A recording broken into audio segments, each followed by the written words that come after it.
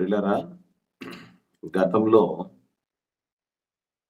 ఈ రక్షణ ఉపదేశ క్రమం అనుసరించిన రక్షణ తరగతులు లేదా బాప్తిస్మ తరగతులలో భాగంగా బాప్తిస్మంలో 7 పాత్రలు ఉంటాయని అందులో మనం నేర్చుకోవటం జరిగింది. 7లో కనిపించని వారు 4 ఉన్నారని, కనిపించేవారు 3 ఉన్నారని మనం నేర్చుకోవటం జరిగింది. దీన్నే పరము నుండి 4, ఇహము నుండి 3 అన్నటువంటి విషయాన్ని మనం వర్గీకరించుకోవటం జరిగింది.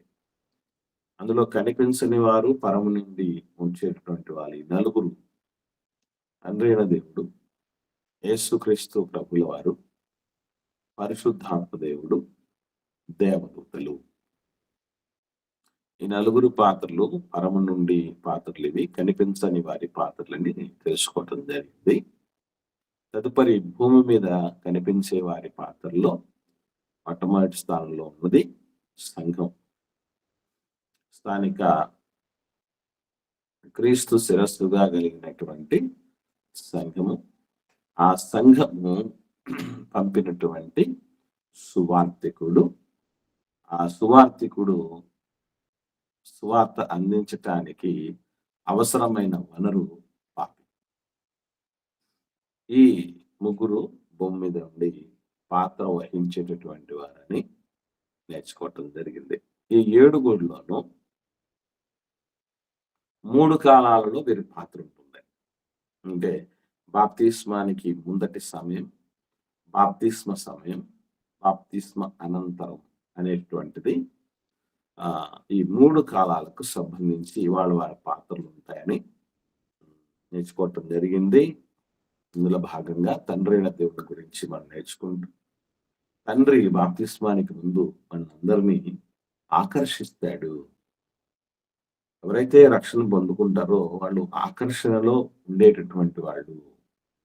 అందరినీ పిలిచిన ఆకర్షణలోనికి కొందరే వస్తారు అనేటటువంటి విషయం నేర్చుకోవటం జరిగింది. బాప్తిస్మానికి ముందు తండ్రి ఆకర్షిస్తాడని. తదుపరి తండ్రి సత్యవాక్యము ద్వారా మనల్ని కంటాడు. గతకాలంలో అందరినీ కన్నటువంటి వాడు, ఆత్మలుగానే కన్నటువంటి దేవుడే అయినప్పటికీ కూడా మనం చచ్చిన స్థితిలో ఉండిపోయాం. స్వకీయమైన దురాశల చేత ఏడవబడి మనం అందరం కూడా పాపాత్మం అయిపోయి దేవునికి దూరమైనప్పుడు, ఆయనలో నుండి కలుగు జీవము నుంచి దూరమైనప్పుడు తిరిగి ఆయన రక్షించుకోవడం. సత్యవాక్యము ద్వారా మనందరినీ దేవుడు కన్నాడు అని బాప్తిస్మ సమయంలో జరుగుతున్నటువంటి విషయాన్ని నేర్చుకోవటం జరిగింది. తదుపరి బాప్తిస్మ అనంతరం తండ్రి పాత్ర ఏమై ఉంటుందంటే ఆయన సంపూర్ణులుగా తీర్చిదిద్దాడు. సంపూర్ణంగా తీర్చిదిద్దాడంటే తన పోలికలోనికి మార్చుకునేటటువంటి రీతిగా మనల్ని నడిపిస్తాడు. తన గుణగణాలు మనకు వచ్చేటటువంటి విధంగా ఆయన బాప్తిస్మానంతరం తన పాత్ర పోషించడం అనేది జరుగుతుంది. అంటే ఒక మనిషి భక్తి జీవితంలో నడిపించబడటం అంటే ఏదో మనం అనుకున్నంత సులభమైన విషయం కాదండి. ఎంతో మన రక్షణకు ముందు జరగాలి, రక్షణ సమయంలో జరగాలి, రక్షణ అనంతరం జరగాలి. ఇంత విషయం ఉంటే గాని మనం పరమునకు చేరలేము అన్నటువంటి విషయం తెలియక అనేకులు మరి తాత్కాలికమైనటువంటి ఆధారాలతో, తాత్కాలికమైన పునాదితో, ఇంక మాటలు చెప్పాలంటే ఇసుక మీద కట్టబడినటువంటి పునాదితో భక్తి జీవితాన్ని ప్రారంభించడం జరిగింది. అందుకే ఆ జీవితంలో దశ దిశ అనేది ఏమీ లేకుండా, ఎదుగుబొదుగు లేకుండా చాలా ఉన్నాయి. భక్తి జీవితంలో, రక్షణ జీవితంలో చాలా సాధించాల్సినవి ఉన్నాయి. అటువంటి ఏవి లేకుండానే జీవితాన్ని చరమాంకుల్లోనికి అనగా చివరి దశలో కూడా తెచ్చుకున్న వాళ్ళు చాలా మంది ఉంటారు. సో ఇటువంటి పరిస్థితుల్లో కూడా దేవుడు వాత్సల్యపూర్ణుడు, కరుణా సంపన్నుడే. అందరి దగ్గరికి ఈ శ్రేష్టమైన సంగతులు తీసుకుని వస్తున్నాడు. మంచిది ప్రియులారా, ఈ సమయంలో మనం బాప్తిస్మంలో యేసుక్రీస్తు ప్రభుల వారి యొక్క పాత్ర, ఇందులో బాప్తిస్మానికి ముందు, బాప్తిస్మ సమయంలో, బాప్తిస్మ అనంతరం ఆయన పాత్ర ఏమైనది అన్నటువంటి విషయాన్ని మనం జాగ్రత్తగా ఆలోచించేద్దాం. బాప్తిస్మానికి ముందు అందరూ ఏమి చేయాలి అని అంటే, ఉపదేశ క్రమమును అనుసరించినటువంటి తరగతులను వినాలి. ఆ తరగతుల్లో మనకు అందించబడేది సువార్త లేదా దేవుని వాక్యం. ఈ వాక్యము రూపములో యేసుక్రీస్తు ప్రభుల వారు మన హృదయాల్లోనికి చేరతాడు. బాప్తిస్మాలకు ముందు, మన బాప్తిస్మానికి ముందు విషయాల్లో జాగ్రత్తగా గమనిస్తే, వాక్యము రూపంలో మానవ హృదయాల్లోనికి ప్రభు చేరుకోవటం జరుగుతుంది.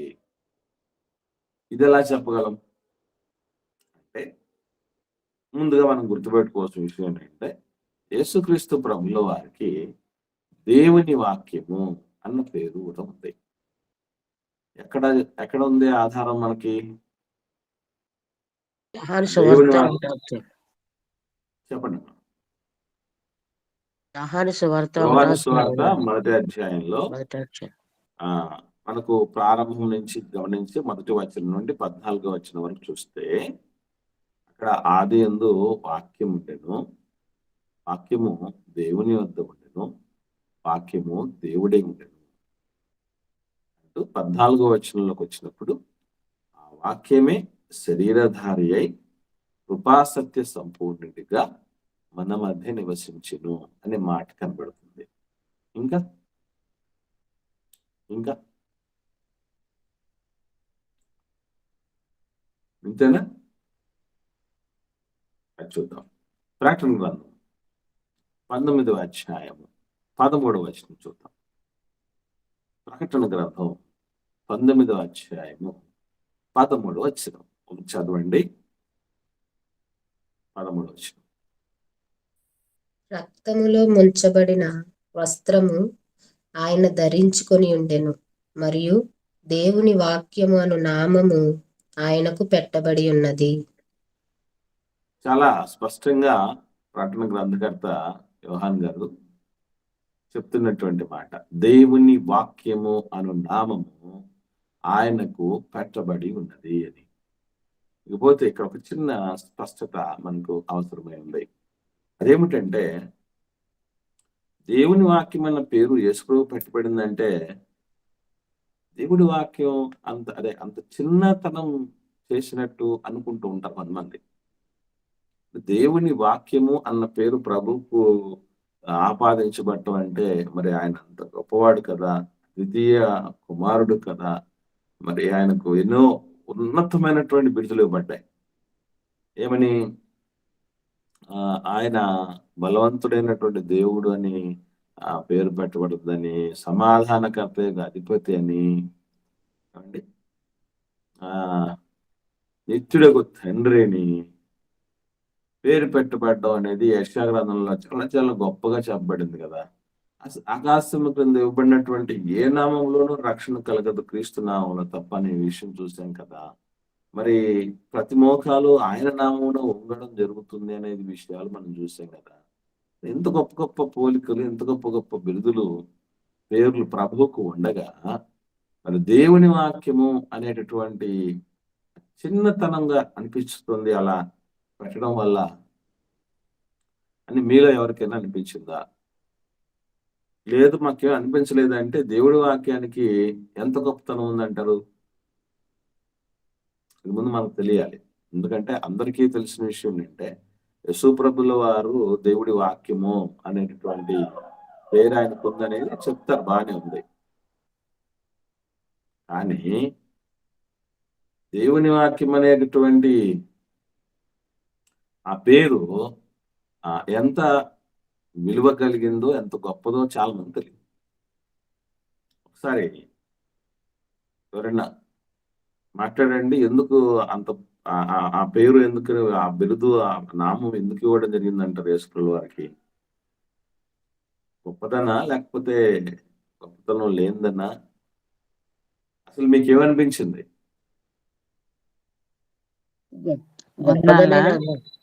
ఉన్నారమ్మా, చెప్పండి.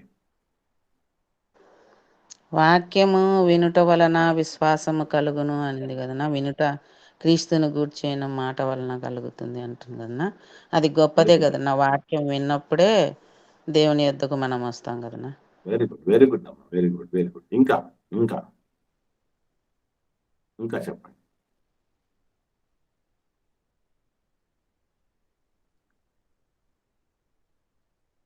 ఇంకెవరికి ఇంతకు మించినటువంటి ఆలోచనలు లేవండి? వందనాలన్నా. ఉన్నారమ్మా, చెప్తాను. అది దేవుని యొద్ద ఉండెను, అది శరీరధారి మన మధ్యకు వచ్చాను అంటే అది గొప్పది కదన్నా, దేవుని దగ్గర ఉండేదంటే. Right, very good. ఇంకమ్మా, ఇంకా దేవుని మనస్సు కదన్న వాక్యము. దేవునిలో ఉన్న మనస్సు, దేవుని వెరీ మనస్సు. Good, very good sister. ఇంకా ఇంకా వందనాలైనా ఉన్నారమ్మా, చెప్పండి. దేవుని సమ్మని విడిచిపెట్టిన భాగ్యం ఎంచుకొనక మన యొక్క రిక్తునిగా ఒక మానవునిగా మన మధ్యకి వచ్చిందని గొప్పదే కదా నాన్న.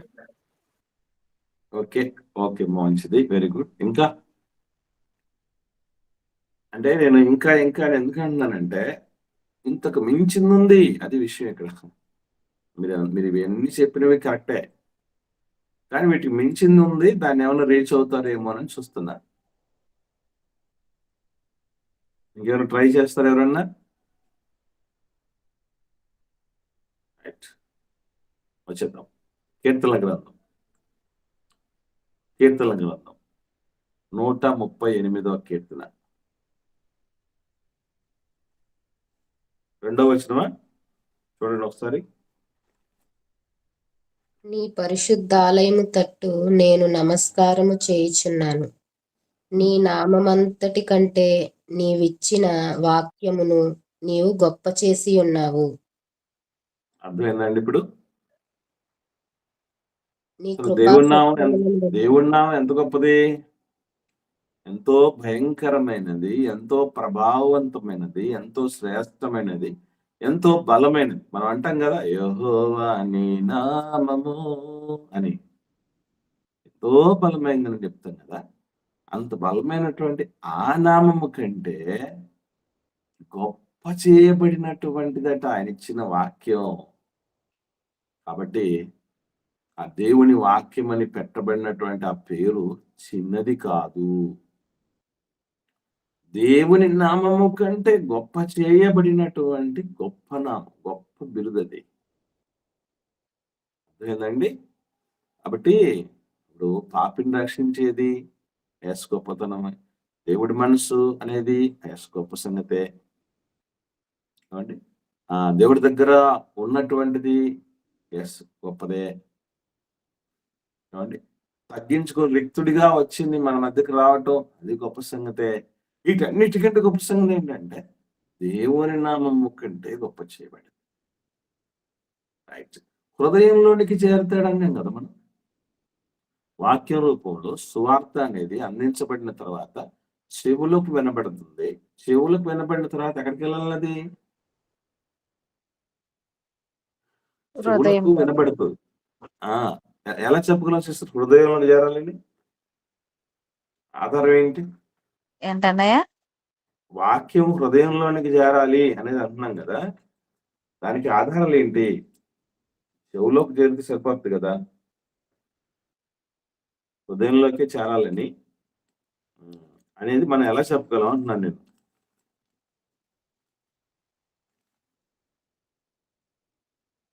వాక్యము లూదియా వాక్యము వినగానే దూరం తడితే ఊరికి మారు మనసు దొరికింది కానీ. గుడ్, వెరీ గుడ్ అమ్మా. ఇక్కడ లూదియా గారి సందర్భం చాలా అద్భుతమైనటువంటి సందర్భం. ఆమె వాక్యం వింటున్నప్పుడు దేవుడు ఆమె హృదయాన్ని తెరిచడం భయపడింది. వింటున్నది చెవులతో అయితే హృదయంతో ఏం పని అంటే, అది యాక్చువల్లీ చేరవలసిన ప్లేస్, అది జర్నీ చేసి అక్కడ డెస్టినేషన్ అంటారు కదా, గమ్యం. వాక్యం చేరవలసిన గమ్యం. నిత్యము దేవుడి వాక్యము అనేక రూపాల్లో ఆన్లైన్ సువార్తల రూపంలో కావచ్చు, టీవీ ఆన్ చేస్తే 24 గంటలు దేవుడి వాక్యం అందుబాటులో ఉంటుంది. సువార్త సదస్సులు ఏర్పాటు చేయబడుతుంటాయి. సంఘంలో కార్యక్రమాలు ఎన్నో ఉంటున్నాయి. ఆడియో బైబిల్ అనేది అందుబాటులో ఉంది. ఎంత విరివిగా ఉన్నా కూడా అందరు ఎందుకు మారట్లేదు అంటే వినడంతో ఆపేస్తున్న వాళ్ళు కొందరు కదా. వారు వినడం వినుచున్నారు వినుమట్టుకు ఉన్నారు అంటారు కదా. గ్రహింపు పప్పులు కావాలంటే చెవులు ఒక్కటే ఉంటే సరిపోదు, హృదయం కూడా కావాలి. దీనికి మరింత స్పష్టత మనకు కావాలంటే ఒకసారి రోమిలకు రాసిన పత్రిక 10వ అధ్యాయము 8వ వచనాన్ని చూద్దాం. అపోస్తలుడైన పౌలు గారు రోమిలకు రాసిన పత్రిక 10వ అధ్యాయం 8వ వచనం చూద్దాం. అదేమని ఏమని? చెప్పుచున్నది? వాక్యము నీ యొద్దను నీ నోటను నీ హృదయములోను ఉన్నది. అది మేము ప్రకటించు విశ్వాస వాక్యమే. Yes. అర్థమైందండి? ఇప్పుడు వాక్యం ఎక్కడి నుంచి ఎక్కడికి వెళ్ళాలి? మన యొద్ద ఉన్నది అంటే బైబిల్ కొనుక్కొని మన దగ్గర పెట్టేసుకుంటాం, మన దగ్గర ఉంటుంది. ఎస్, మంచిది. తర్వాత అక్కడి నుంచి ఎక్కడికి వెళ్ళాలి? నోట్లోకి నోటికి వెళ్ళాలి. నోటికి వెళ్ళటం అంటే ఏంటనుకుంటున్నారు? దాన్ని రుచి చూడడానికి వాటి దగ్గర తీసుకెళ్ళాలని అర్థం. నోటికి వెళ్ళటం అంటే ఇక్కడ గుర్తుపెట్టుకోవాల్సిన విషయం ఏంటంటే, ఇంకో మాటలో చెప్పాలంటే దాన్ని మనము చదవాలి అని అర్థం. మేము వినటం ద్వారా నేర్చుకుంటాం ఒకటి, చదవటం ద్వారా నేర్చుకుంటాం ఒకటి. ఓకే, ఆ రెండో అర్థం కూడా ఉంది. దానికంటే బెస్ట్ ఆప్షన్ ఏంటంటే ముందు దాన్ని టేస్ట్ చేయాలి. టేస్ట్ చేసిన తర్వాత కదా రుచి చూచి తెలుసుకోమన్నాడు. తెలుసుకో అన్నాడు కదా. అండ్ మార్కెట్లోకి వెళ్ళినప్పుడు మనకి ఏదైనా చిన్న ఫ్రూట్స్ అమ్మేటటువంటి వాడు గమనిస్తే ఏం చేస్తాడు? ఫస్ట్ రుచి తీసి కట్ చేసి మనకి ఇస్తాడు. నచ్చితేనే తీసుకోండి సార్, బాగుంటేనే తీసుకోండి అని చెప్తారు చూసారా. ఆఫ్టర్ ఆల్ ఒక పండు ఇచ్చేవాడే ఎట్లాగా ఉంటే ఈరోజు అమూల్యమైన రక్షణ. ఈరోజు చాలా మంది మీకు విషయం చెప్పాలి, సత్యవాక్యం అనుసరించినటువంటి బాప్తిసం తీసుకున్న వాళ్ళు అందరూ, ఇది గత కాలంలో తీసుకున్న వాళ్ళు అందరూ మనల్ని చూసి మిగిలిన వాళ్ళు ఇన్స్పైర్ అవ్వాలి. మనం శాంపిల్. ఇక్కడ ఎవరైతే ఈ సత్యవాక్యం అనుసరించినటువంటి రక్షణను మనం పొందుకొని ఉన్నారో వాళ్ళు ఇక్కడ శాంపిల్. ఎస్, ఓకే, ఇలా ఉంటారన్నమాట, అలాంటి రకమైనటువంటి బ్యాప్టిజం తీసుకుంటే అనేటువంటి విషయం మనం ఒక దేవుని దగ్గరికి అనేకులను ఆకర్షించడానికి మనం ఒక మ్యాగ్నెట్ లాగా, ఒక మంచి టెస్టింగ్ ఫ్రూట్ లాగా ఉండాల్సినటువంటి అక్కర ఉన్నది. గతంలో ఇటువంటి రక్షణ తరగతులు విన్న తర్వాత ఈ రక్షణ అనుసరించినటువంటి ఉపదేశ క్రమం అనుసరించినటువంటి బాప్తిస్మం తీసుకున్న వాళ్ళు అందరూ కూడా గుర్తుంచుకోండి. ఓకే, కాబట్టి వాక్యం ఏం చేయాలి అంటే మన దగ్గర నుంచి మన నోటి నుండి మన హృదయంలోనికి చేరాలి. అర్థం కాదు, చిన్న మాట చెప్తాను మీకు. మంచి పోషకాహారం, అన్ని రకాలైనటువంటి క్వాలిటీస్ కలిగినటువంటి మినరల్స్ ఉన్నాయి ఆ పోషకాహారంలో, విటమిన్స్ ఉన్నాయి, తర్వాత వచ్చేసి కావలసినటువంటి అన్ని రకాలైన పోషకాలు, కార్బోహైడ్రేట్స్ ఉన్నాయి, ప్రోటీన్స్ ఉన్నాయి, ఫైబర్ ఉంది, అన్నిటి కలిసినటువంటిది ఆహారం మన దగ్గర ఉంది. అక్కడే ఉంటే ప్రయోజనం అది. దాన్ని తీసుకొని నోటికి అందించాలి. నెక్స్ట్ స్టెప్ నోట్లోనే ఉంది, అంతకంటే కిందికి పోలేదు, అది కడుపులోకి వెళ్ళలేదు. ఏమన్నా ప్రయోజనం అండి? ఒకవేళ వెళ్ళినా దాన్ని వామిట్ చేసుకున్నాం, ఏం ప్రయోజనం? అలాగే దేవుని వాక్యం కూడా ఇప్పుడు గత కాలంలో దాదాపు 100 పైన ఎపిసోడ్స్ అన్ని విన్నాం మనం. ఇక మీదట వినబోతున్నాం. ఇప్పుడు ఇన్ని విన్నటువంటి తర్వాత హృదయాంతరాలలోనికి చేర్చుకోగలిగితే అక్కడ మనకు ఆత్మ విమర్శ అనేది జరుగుతుంది. స్వవిమర్శ, మనల్ని మనం పరీక్షించుకోవటం అనేది జరుగుతుంది. తదుపరి మనం నిర్ణయం తీసుకుంటాం. అందుకే నా రిక్వెస్ట్ ఏంటంటే ఈ మాటలన్నింటినీ కూడా మనం చెవుల దగ్గర విని ఆపేయకండి. అర్థమవుతుందా? దాని హృదయాంతరంలోనికి తెచ్చుకోగలిగితే సత్యం ఏంటనేది మనకు అర్థమైపోతుంది పిల్లల.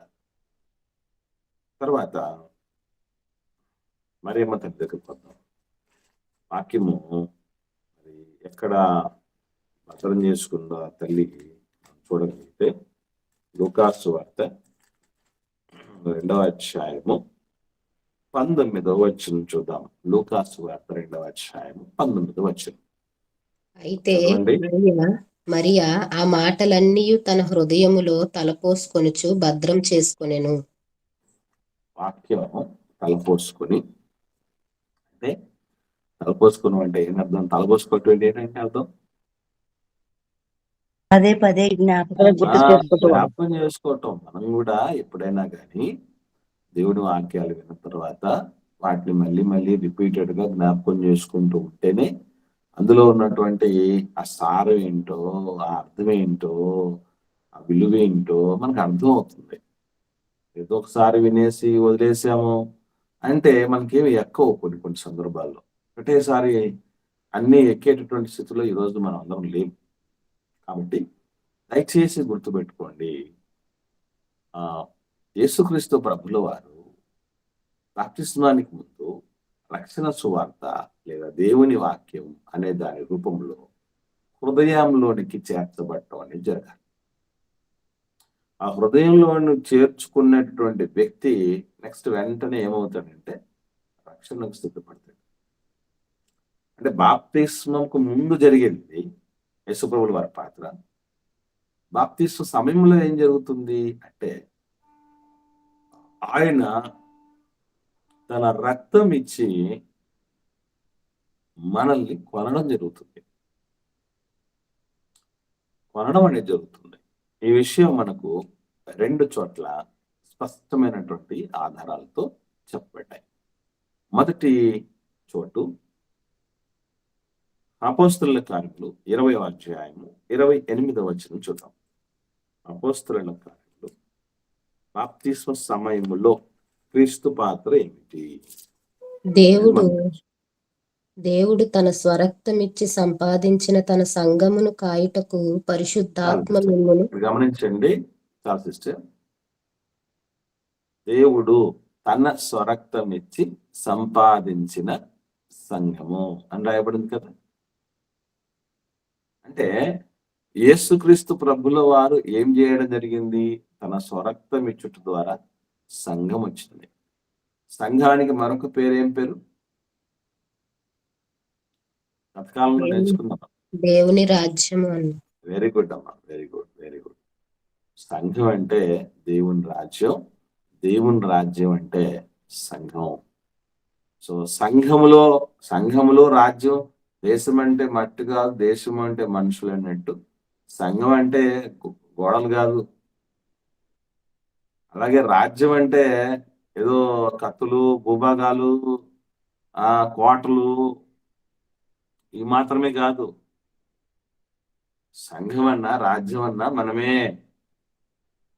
సో ప్రభుల వారు ఆ సమయంలో మనల్ని తన రక్తము ద్వారా కొనటం అనేది జరుగుతుంది. ఇక్కడ మనందరికీ ఒక సందేహం కలగాలి. యేసుప్రభు రక్తం ఉంది కదా, మరి అందరికి ఎందుకు రక్షణ రాలేదు అని అడుగు.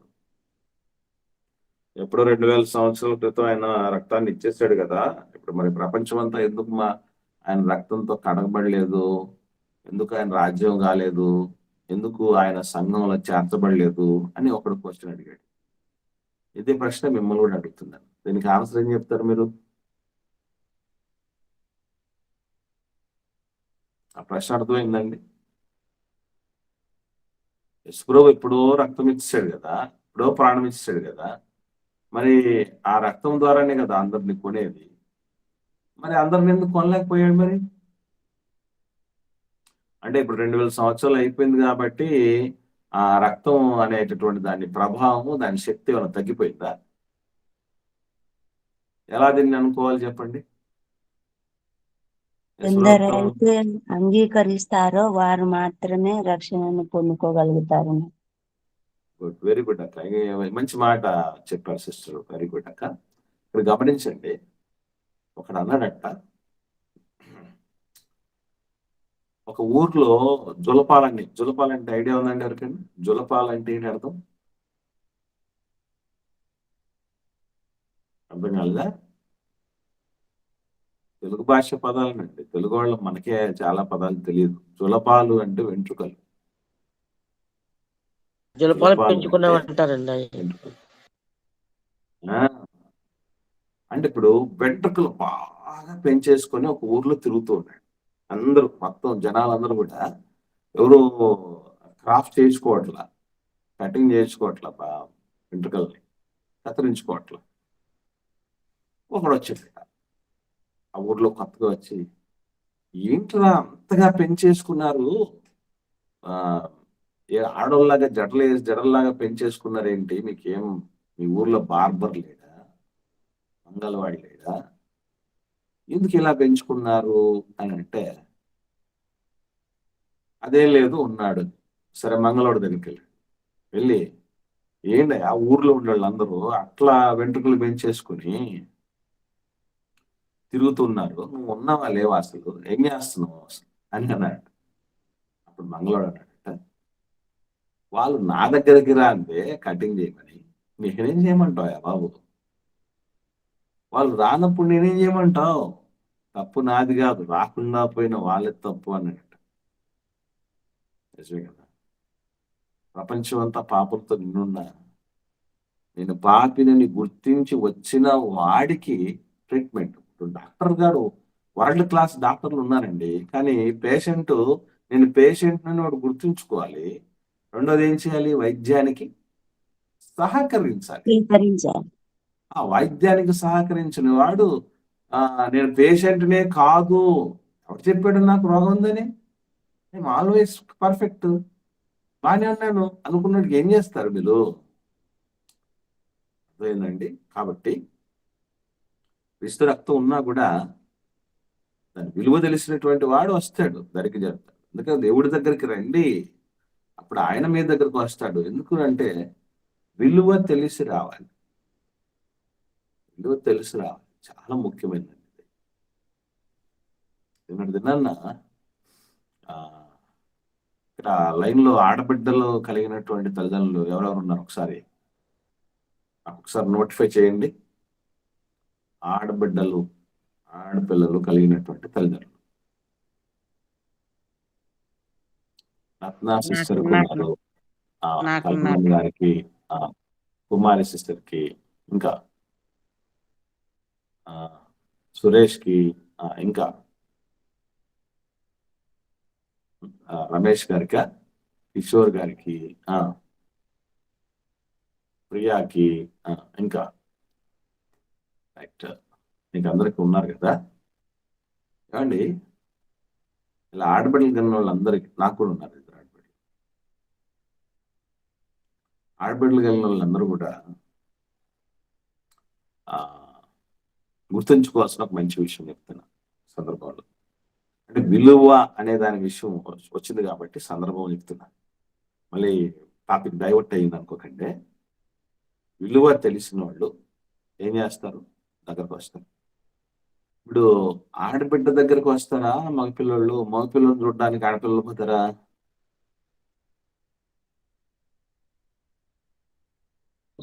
ఆడబిడ్డ దగ్గరకు వస్తారు కదా. అంటే ఎందుకు వస్తారు అట్లాగా, ఎప్పుడైనా ఆలోచన చేశారా? ఎందుకు వస్తారు? ఇప్పుడు మగవాడు అంటే మనం మగాడు అనేది ఉంటది కదా, రుబాబు ఉంటుంది, దగ్గరికి రావాలనుకోవచ్చు కదా. ఎందుకంటే విలువ తెలిసి గడప తొక్కాలి. ఆడబిడ్డ విలువ తెలియని వాళ్ళు ఈరోజు భయంకరులుగా మారిపోతున్నారు. ఒకటి అంటే నాకు ఆడపిల్ల పుట్టింది, మేము చాలా బాధగా ఉన్నాం, మగపిల్లలు అస్సలే లేరు. కొంతమందికి ఆడబిడ్డ మగబిడ్డ ఉంటే పెద్దగా ఏం ప్రాబ్లం అనిపించదండి. సో మొత్తం ఆడపిల్లలు ఉంటారు. నిన్న దినాన్న నేను కదిరిలో మ్యారేజ్కి, చర్చ్ మెంబర్ అమ్మాయి మ్యారేజ్కి వెళ్ళాను. ఈ క్రమంలోనే నిన్న మీకు అందుబాటులో లేకపోయాను. అలా వెళ్ళినప్పుడు ముగ్గురు ఆడపిల్లల తర్వాత కొడుకు పుట్టాడు, మధ్యలో చనిపోయాడు బాబు. మిగిలిపోయింది మాత్రం అంత ఆడపిల్లలు. తల్లి బాధ చాలా వర్ణనాతీతంగా ఉంటుంది. వాళ్ళు కూడా బాధపడుతూ ఉంటారు ఆడకూతురు. నాకు బాధ లేకపోయినా చాలా మంది బాధలు పుట్టించే వాళ్ళు ఉంటారు, లేపేవాళ్ళు, రేకెత్తించే వాళ్ళు ఉంటారు. అటువంటి వాళ్ళందరూ గుర్తుపెట్టుకోండి, విలువైనటువంటి స్థితిలో ఉన్నటువంటి బిడ్డల్ని దేవుడు ఆడబిడ్డలు కలిగినటువంటి వాళ్ళకి ఇవ్వటం జరిగింది. రెండవ విషయం ఏంటంటే, నాకు మ్యారేజ్ వేదిక మీద ఉన్నప్పుడు వచ్చినటువంటి ఆలోచన, ఇచ్చేవాడిది పై చేయని మనం చెప్పుకున్నాం కదా. మీకు విన్నారా? గుర్తుందా లేదా? పై చేయి ఎవరిది? పిల్లని ఇస్తారా, పిల్లోడిని ఇస్తారా? పిల్లని ఇస్తారా, పిల్లోడిని ఇస్తారండి? పిల్లలే ఇస్తారండి. పిల్లని ఇచ్చినోడితే పై చేయి. అదేందా? మా పిల్లోడిని ఇచ్చామండి అందరెవరు మా పిల్లని ఇచ్చామంటారు. కాబట్టి ఆడబిడ్డలు కలిగినటువంటి తల్లిదండ్రులు దయచేసి బాధపడకండి.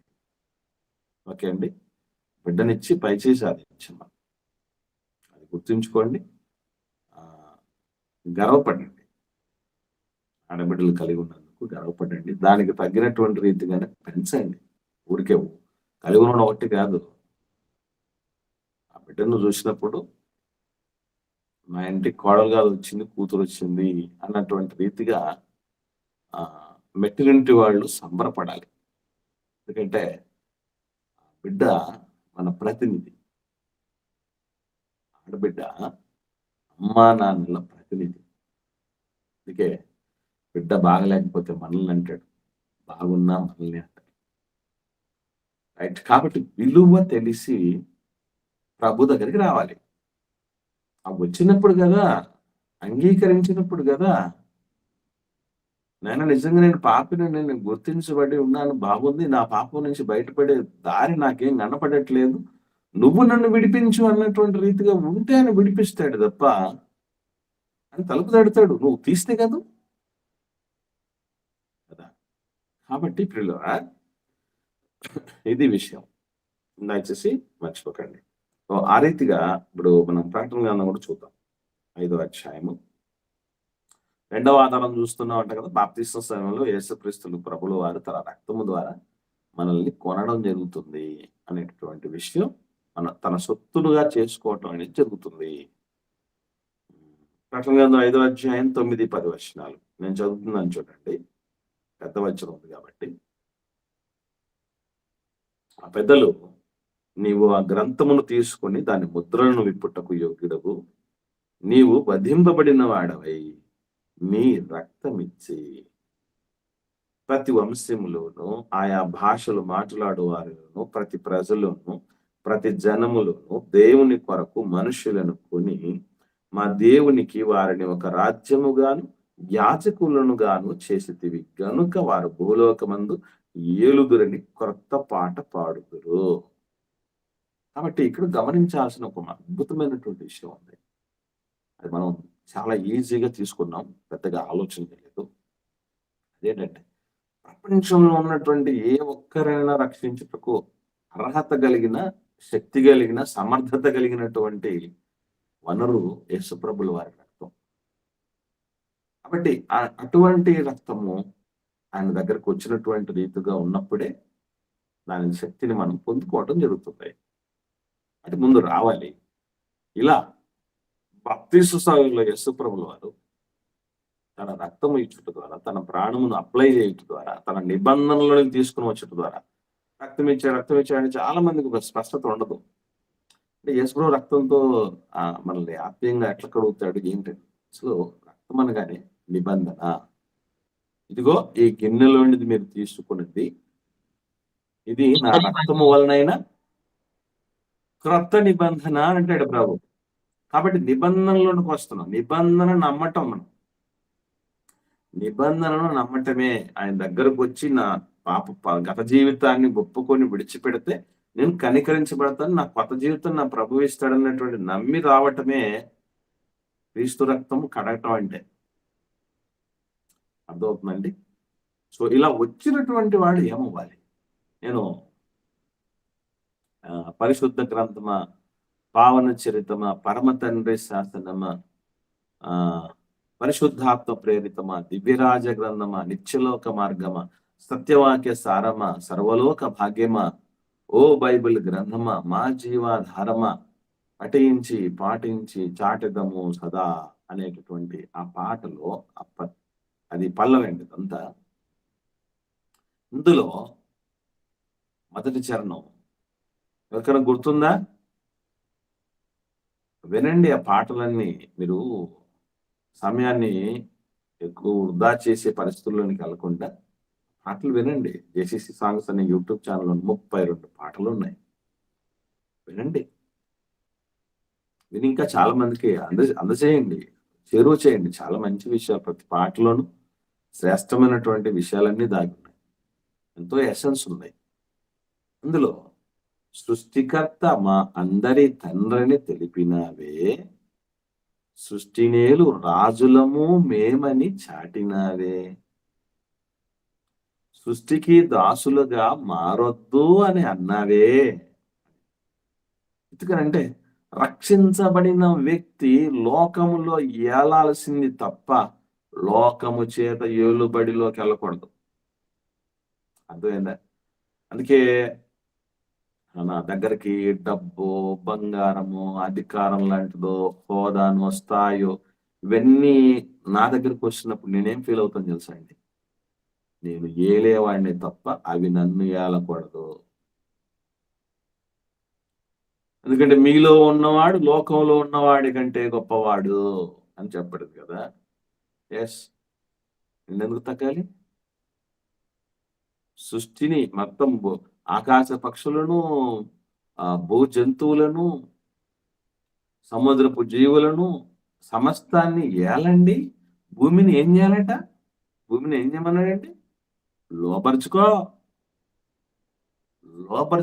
రాజురా నువ్వు దానికి బానిస అవటం ఏంటి? భూమికి బానిసేయుడు ఒకడు, ఆ భూమిలోంచి తీసుకుని వచ్చినటువంటి బయటకు వచ్చినటువంటి ఒక దేహానికి బానిసేయుడు ఒకడు, అధికారానికి బానిసేయుడు ఒకడు. అస్సలు కుదరదు. నిజంగానండి, ఎలాలి ఏలుటకు వస్తున్నాం దేవుని రాజ్యంలోనికి అనే విషయం తెలియక దేనికోసం ఆశపడతామా? అసలు ఛాన్స్ లేదు. అలా రక్తంతో కొనబడినటువంటి వ్యక్తులు ఏం చేయాలంటే వాళ్ళు భూలోకములో ఏలాలి. నాకు ఎప్పుడు గర్వంగా అనిపించేటువంటి విషయం, అపోస్తలుల దగ్గర ఏ రోజు కూడా ఏ అపోస్తలు కూడా కోట్ల రూపాయలు ఆస్తిపాస్తులు వచ్చి పడుతూ ఉన్న వాళ్ళ దగ్గరికి సంఘం నుంచి కాళ్ళ దగ్గర ఉన్నాయట. ఏమండి ఆ మాటలండి బైబిల్లో ఎవరో అంటారు, చదివితే అక్షరాలే, కానీ ఆలోచిస్తే, మనసు పెడితే, ఆచరిస్తే అస్త్రాలవి. అక్షరాలు కాదు. అపోస్తలుల పాదముల దగ్గర పెట్టారట. ఎప్పుడు నెత్తికెక్కించుకోలేదా వాళ్ళు? ఎప్పుడు నెత్తికెక్కించుకోలేదా? ఎక్కించుకోకూడదు, పిచ్చి పట్టకూడదు. ఎందుకనండి, నాకు బిగినింగ్ నుంచి, ప్రారంభం నుంచి ఒక్క బంగారు వస్తువు కూడా ఒంటి మీద వేసుకోవాలని అనిపించదు. నన్ను చాలా కాలం నుంచి చూసేవాళ్ళు ఉండొచ్చు. ఇప్పుడు వేసుకోవడానికి లేదా అంటే ఆ స్థితిలో అయితే నేను లేను. దేవుడు నాకు ఇచ్చాడు. కానీ ఏమిటి అని అంటే, నేనే దేవుడి సొత్తు, నేనే దేవుడి బంగారాన్ని, నాకు ఆ బంగారం ఎందుకు అనే ఆలోచనలు ఉంటా. ఏలాలి. బంగారానికి బానిస అయిపోవటం, కొన్ని వ్యసనాలకు బానిస అయిపోవటం, స్త్రీలకు పురుషులకు బానిస అయిపోవటం, అధికారాలకు బానిస అయిపోవటం, పైసలకు బానిస అయిపోవటం. మనం ఎందుకు వస్తున్నామో దేవుడి దగ్గరికి తెలియక ఎలా చేస్తున్నాం మనం. తెలుసుకునే రావాలి. అదే బండ మీద ఇల్లు కట్టుకోవటం అంటే. అర్థమవుతుందా? నేను ఒక సేపటితో మాట చెప్తున్నాను. ఎప్పుడైనా దేనికోసమైనా నేనేమైనా ఆశపడ్డట్టు, ఆ డబ్బుల కోసమో మరొక దానికోసం ఆశపడ్డట్టు చాలా కాలం నుంచి చూసినటువంటి పెద్దలు ఉన్నారు నన్ను. గమనించారా అట్లా ఏమన్నా? లేదమ్మా. దేనికోసమైనా ప్రాకులాడినట్టు ఏమైనా చూసారా? నారాజన్ ఉన్నారు, దాదాపుగా ఒక 15 ఏళ్ల పై నుంచి మా సహవాసులు ఉన్నారు. కల్పనమ్మ ఉన్నారు, ఇంకా ముందు నుంచి తెలుసు వాళ్ళకి. ఎందుకు అని అంటే ఇది నా గొప్పతనం కాదు, నేను వేస్ట్, నేను సున్నా. కానీ నాలోనికి దేవుడు తీసుకుని వచ్చినటువంటి పరిశుద్ధాత్ముడు, నన్ను కొన్న యేసు ప్రభుల వారు, నా హృదయంలోనికి పరిశుద్ధాత్మ అది వాక్య రూపంలో హృదయంలోనికి చేరినటువంటి ప్రభు పోవాలి. నన్ను కన్న నా దేవుడు గొప్ప. ఇంత గొప్ప శ్రేష్ఠులు నా భక్తి జీవితానికి ఆధారమై ఉన్నప్పుడు నేను ఇలా ఉండాలి. అందుకే మనం ఏలుబడి చేసేవాడిగా ఉండాల్సిందే తప్ప దీనికి బానిస అయిపోయారు వాడు, వాళ్ళకి దానికి బానిస అయిపోయారు. ఇలాంటి మాటలు, ఇలాంటి పరిస్థితి, ఇలాంటి సాక్ష్యాలు మన మీద ఎప్పుడూ రాకూడదు. కనుక గుర్తుంచుకోండి, బాప్తీస్మ సమయంలో యేసు ప్రభుల వారి రక్తం మనల్ని దేవుని సొత్తుగా మారుస్తుంది. అందుకే మనం ఏర్పరచబడిన వంశము, రాజులైన యాజక సమూహం ఇప్పుడు దేవుడి సొత్తు, మీ సొత్తు కాదు. అందుకే మనం ఎప్పుడు జీవితంలో మాట్లాడకూడని మాట, ఆలోచించని యోచన ఏమిటి అంటే, నా జీవితం నా ఇష్టం ఎప్పుడు రాకూడదు. నీ ఇష్టం నా ఇష్టం అంటూ ఏమి లేదు. ఇక నీ చిత్తమే నీ ఇష్టమే నాయన రాసిచ్చేశాడు, జీవితాన్ని రాసిచ్చేసాడు దేవుడికి. జరగాలి. నేను చాలాసార్లు చెప్తూ ఉంటాను, నాకు చాలా ఇష్టమైనటువంటి మాట. జీవితంలో ఒక భాగం భక్తికి ఇవ్వటం కాదు, దేవుడికి పడేయటం కాదు. మన జీవితమే భక్తిలో భాగమైపోవాలి. మన ఉద్యోగం భక్తిలో భాగమే, మన కుటుంబం భక్తిలో భాగమే, మనకు దేవుడిచ్చిన తలాంతులు, అవకాశాలు భక్తిలో భాగమే. అలా భక్తిలో మన జీవితం భాగం అవ్వాలి తప్ప జీవితంలో భక్తికి ఎంత సమయం పడేయటం, ఎంత పైసలు పడేయటం, ఆ స్థితి నుంచి ఎదగాలి. అదంతా తెలియాలంటే, ఓ రక్షణలో ఇన్ని విషయాలు జరుగుతాయా, ఇంత ఉంటుందా అని తెలుసుకోవాలి కదా మనం ముందు. గమనించండి. కనుక బాప్తిస్మ సమయంలో అది జరుగుతుంది. యేసు ప్రభుల వారు కొనడం అని జరుగుతుంది. తర్వాత బాప్తిస్మ అనంతరం ఆయన 3 పాత్రలు మన జీవితంలో పోషించడం అనేది జరుగుతుంది. మొట్టమొదటి పాత్ర, మనము రాజులం అంట కదా, రక్షించబడిన తర్వాత రాజులం. మరి యేసుప్రభు ఎవరు? యేసుప్రభుల వారు ఎవరు? రాజేనండి. రాజులకు రాజు. అంటే మనము రాజులైతే ఆయన నా రాజు. మనము ప్రభువులమైతే ఆయన ప్రభువులకు ప్రభు, పరమ ప్రభువు అని అంటారు. చూసారా? ఇక్కడ గుర్తుపెట్టుకోవాల్సిన విషయం ఏంటంటే, మనం రాజాలాగా బతుకుతున్నావా, రాజసంతో బతుకుతున్నామా చెప్పండి. ఆలోచన. ఎప్పుడు చూసినా నేను రాజు అంటే ఏం చేయాలి తెలుసండి? సమస్యలను తీర్చేయాలి, సమస్యలను పరిష్కరించాలి, ఎవరికి ఏమేం కావాలో అది ఇయ్యాలండి. దట్ ఈస్ రాజు. మనం ఏం చేస్తాం? దేవా, అన్ని సమస్యలే, అన్ని ఇరుకులే, అన్ని ఇబ్బందులే, అన్ని బాధలే, అన్ని వేదనలే, అన్ని శోధనలే, అన్ని ప్రాబ్లమ్స్ మనం దేవుడి దగ్గర చెప్తాం. ఈ రాజలక్షణం ఇది. ఎప్పుడో ఒకసారి చెప్తాం, తప్పలేదు. అది గొంతు మీదకి వచ్చినప్పుడు దేవుడే పరిష్కరించాలనుకున్నప్పుడు చెప్పడం తప్పలేదు సుమా.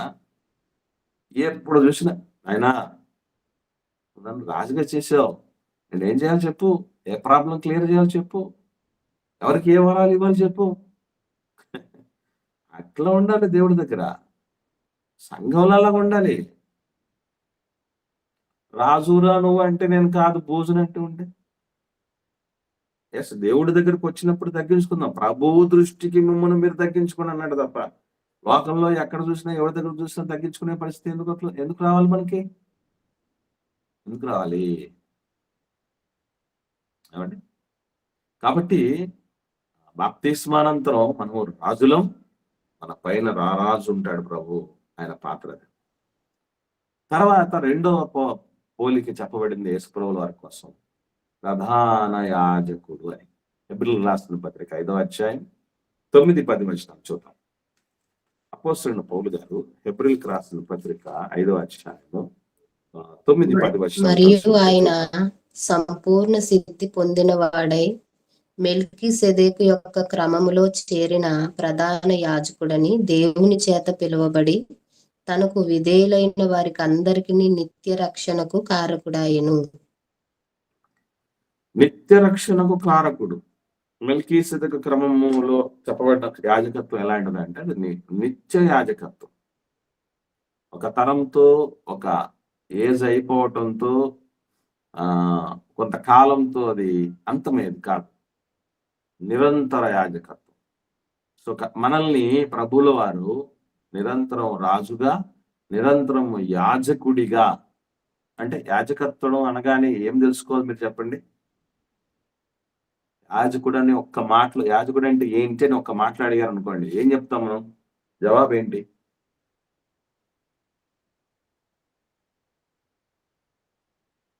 యాజకుడు అంటే ఒక్క మాటలో చెప్పాలంటే జవాబు ఏం చెప్పాలి చెప్పండి? దేవునికి విశ్వాసుల మధ్యవర్తి. వెరీ గుడ్ అమ్మా, కరెక్ట్, 100%. Very good. మధ్యవర్తి అని అర్థం. అంటే ఒక వారధిగా, ఇటు దేవుని ప్రజలకు దేవునికి మధ్య ఒక వారధిగా పనిచేసేటటువంటి వ్యక్తి. అందుకే అంటాడు దేవుడు ఒక్కడే, దేవునికి నరునికి మధ్యవర్తి ఒక్కడే, ఆయన క్రీస్తు యేసు నరుడు అని చెప్పడం జరుగుతుంది కదా. కనుక ఆయన యాజకత్వం ఎలా ఉంటుందంటే ఒక లింక్, దేవుడితో లింక్, భూలోకాన్ని పరలోకంతో లింక్, మానవుల్ని సర్వశక్తివంతుడితో లింక్, ఏమండి, క్షయతను అక్షయతతో లింక్, నిర్జీవాన్ని జీవంతో లింక్. అలా లింక్ చేయగలడు ప్రభు. అంటే దట్ ఈస్ కాల్డ్ ప్రధాన యాజకత్వం. ఈరోజు మనము జనాల్ని ఎవరితో లింక్ చేస్తాం? ఆ యాజకుడు, ఆ ప్రధాన యాజకుడు కింద మనం కూడా యాజకులమే, రాజులైన యాజక సమూహం అన్నాడు కదా. ఇప్పుడు మనల్ని ఎవరితో లింక్ చేస్తున్నాం? పాపితో లింక్ చేస్తూ ఉంటాం, దుర్మార్గులతో లింక్ అయిపోతూ ఉంటాం. నీవు దొంగను చూసినప్పుడు వారితో ఏకీభవిస్తాడు, వాళ్ళతో లింక్ అయిపోతుంది తప్ప దేవుడితో లింక్ చేసేంతటువంటి స్థితి, యోగ్యత, అర్హత, పోస్ట్ అండి, భాగ్యం దేవుడు మనకిచ్చాడు. దేవుడు పోగొట్టుకోకూడదు. జనాలను తీసుకెళ్ళి దేవుడితో కనెక్ట్ చేయాలి. ఇది మనం కూడా చేయాల్సింది. బాప్తిస్మానంతరం క్రీస్తు చేసినటువంటి పని.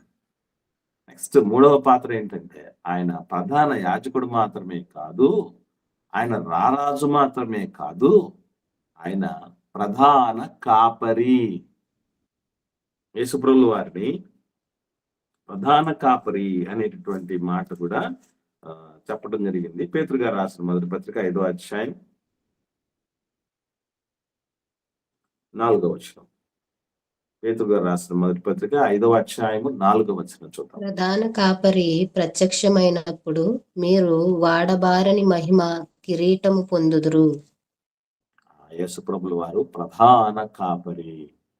ఈరోజు కాపరి అన్న ఆ పోస్ట్ ఎంత గొప్పదంటేనండి, ఈ భూ ప్రపంచంలో ఏదైతే గొప్పదని అంటారో అది ఎందుకు పనికిరాదు దానికి ముందు. ఎందుకనంటే ఈ పాత్ర ఒకనాడు ఎవరు పోషించింది?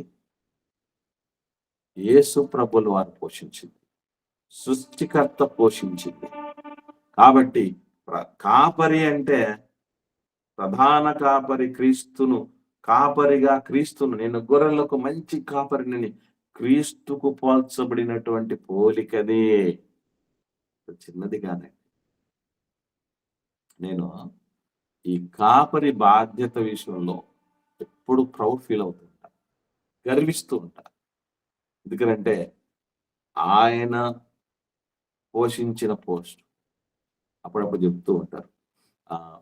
కొందరు ఎస్పీగా ఉమేష్ చంద్ర గారు ఎక్కడైతే పోస్టింగ్ పొందుకొని చేశారో అక్కడికి ఎప్పుడన్నా పోయినప్పుడు ఉమేష్ చంద్ర అంతటి వ్యక్తికి ఆ వ్యక్తి పనిచేసినటువంటి చోట నేను వచ్చాను అనేటువంటి మాటలు వింటూ ఉంటారు కొంతమంది.